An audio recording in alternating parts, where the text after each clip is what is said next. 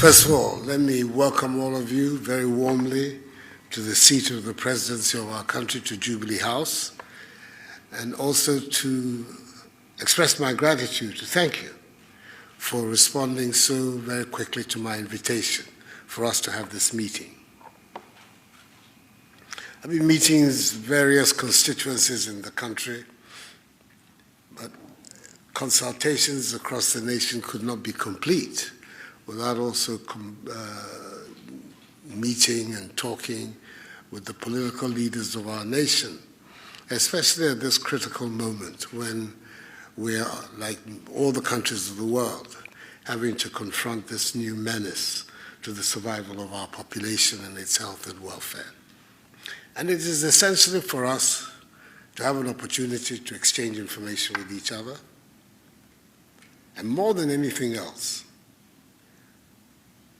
to agree on the measures that we can take as political leaders to ensure the unity of our nation at this critical time, and to stress the need for solidarity amongst ourselves.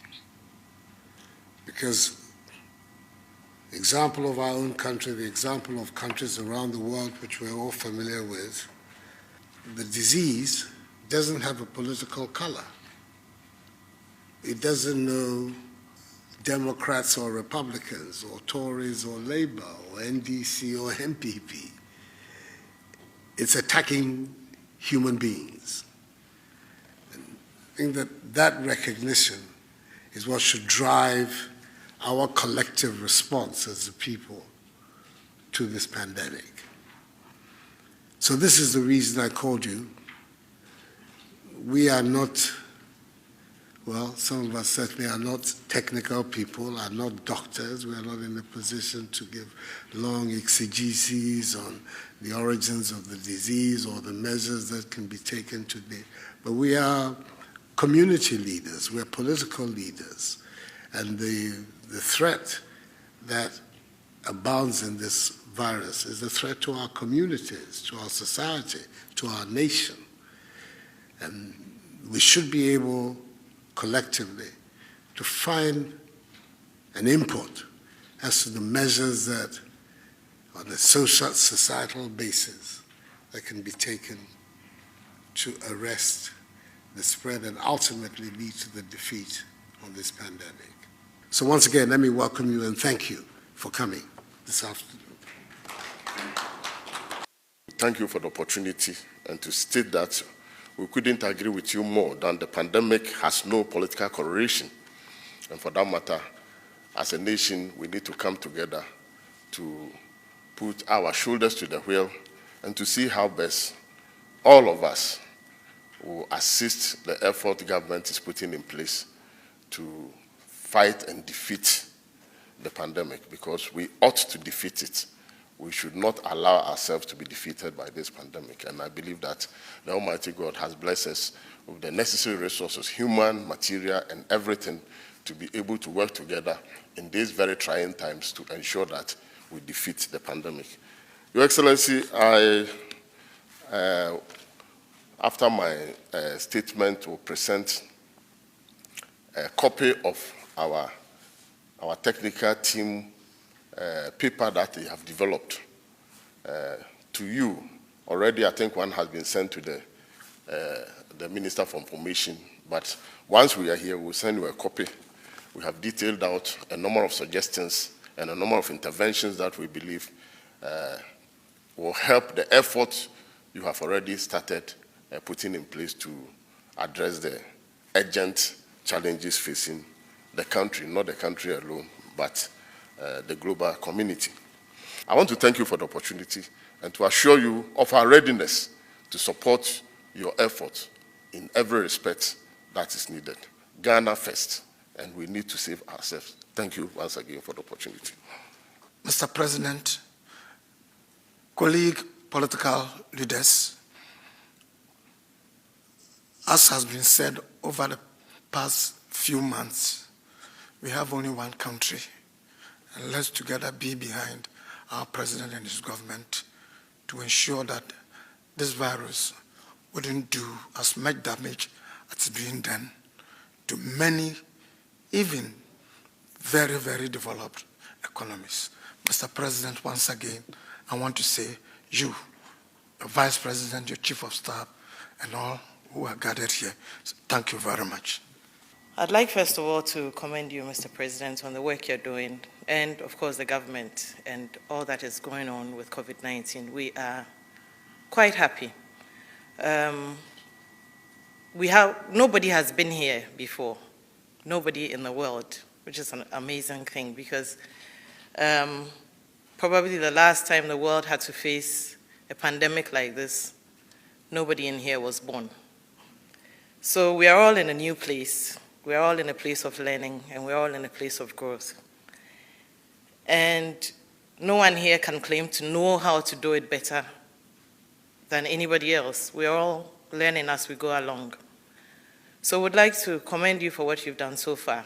The quarantining of those people on the flights, the lockdown, not very pleasant, but we have to all go through it. Maybe I should have started and said that I bring you compliments from Dr. Papa Kwesi Ndom, who has not been able to come back because he was also stuck in the US around the time that the flights were banned, so he wasn't able to come back.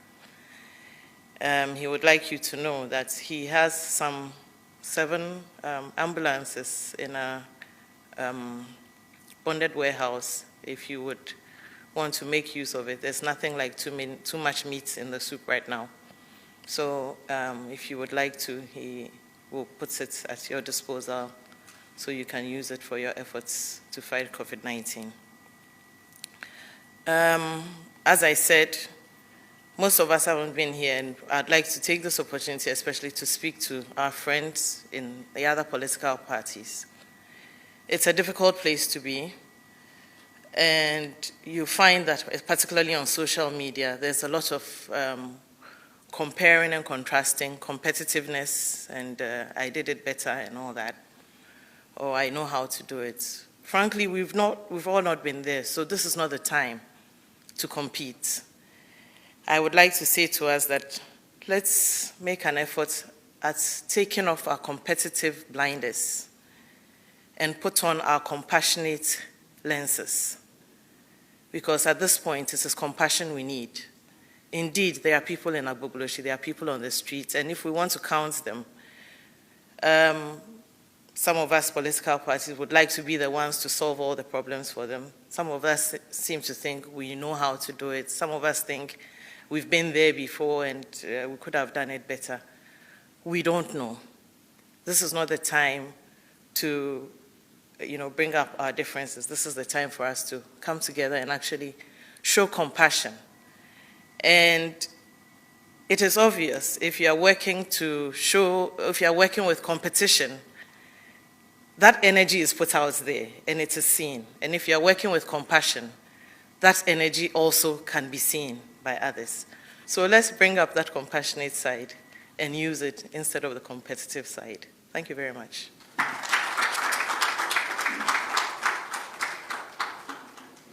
It is a great pleasure, and we are grateful to have been invited here today for us to deliberate with you and your government about ways and solutions we can find to, number one, stopping the spread of this terrible virus, and hopefully also eradicating it from Ghana altogether. In fact, we have all been witnesses to the speed with which it has run around the world. And we have also been witnesses to how some governments perhaps have been slow or hesitant, or in some instances prevaricated about the important decisions they should have made. Fortunately, this is not a charge which your government, Mr. President, can be accused of. I think your decisions thus far have been decisive, resolute, and very important.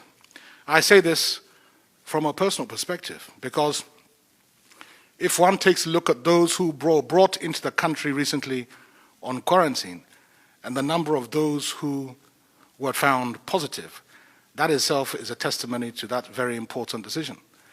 We wish you well, and we offer you our assistance, and we are most grateful for being offered the opportunity to be here today. I stand on behalf of my party to thank you for this gesture that you have invited all of us to come and deliberate on this issue. It shows your desire to unite the country at a critical time when, in fact, unity is what will see us through. Because without unity, this virus can devastate us. We would like to thank the President for the actions taken so far. And indeed, the actions have been very timely and purposeful to the COVID-19 pandemic that we all have to fight. Mr. President, thank you very much for bringing us here, giving us the opportunity, leading this country in a way that we are all happy about. Thank you. Thank you very much.